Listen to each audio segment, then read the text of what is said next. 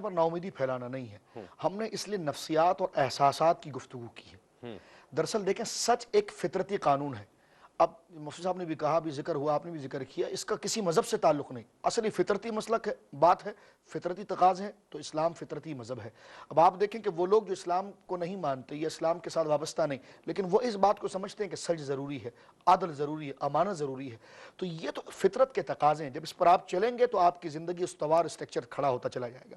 اس کے خلاف کریں گے، چاہے جبرن کریں، جیسی بھی کریں، نادانی میں کریں، آپ کبھی ڈیولپ نہیں ہو سکتے، تیار نہیں ہو سکتے، معاشرے میں اپنی ساخت باخت، اپنا ایک تشخص اور معیار پیش نہیں کر سکتے۔ تو یہ انسان کی زندگی کو فروغ کے لیے اللہ رب العالمین نے اس کے نفسیات کے اعتبار سے تقاضے رکھے ہیں۔ قرآن دیکھیے، جمعے کی نماز میں امام صاحب جب خطبہ ختم کرتے ہیں تو آخری جملہ یہ کہہ رہے ہوتے ہیں، لیکن ہمیں اتنے بے حس ہے کہ ہم اس وقت پہنچتے ہیں کہ جناب جب تکبیریں کہہ رہی ہوتی ہیں، ایک جملہ امام صاحب اپنی زبان سے قرآنی آیت سورہ نحل کا کہتے ہیں، ان اللہ یأمر بالعدل والاحسان، یہ پورا ایک جملہ چلتا ہے۔ اس میں عرض کروں یہ جتنی چیزیں، سارا اسلام اس میں آ جاتا ہے آخر تک۔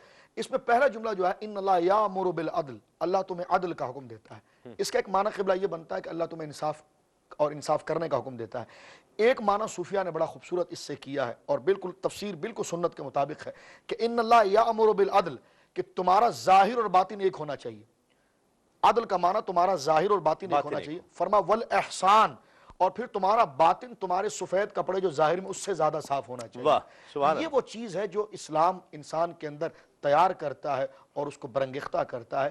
اس چیز کی ضرورت ہے کہ ہم مسلمان ہیں، خدا ہمیں دیکھ رہا ہے، موت برحق ہے، اس سے راہ فرار ہم اختیار نہیں کر سکتے، قیامت کے دن جواب دہی حق ہے، ہم نے اٹھ کر خدا کو جواب دینا ہے۔ اسلام تو یہ دین ہے کہ فَمَن يَعْمَلْ مِثْقَالَ ذَرَّةٍ خَيْرًا يَرَهُ، جو رائی کے دانے کے برابر بھلائی کرے وہ نہیں بھلائی جاتی، اور رائی کے دانے کے برابر شرارت کرے وہ نہیں بھلائی جا سکتی۔ وہ دین کتنا عظیم دین ہے، ہم تو مائل بکرم ہے، کوئی سائل ہی نہیں ہے۔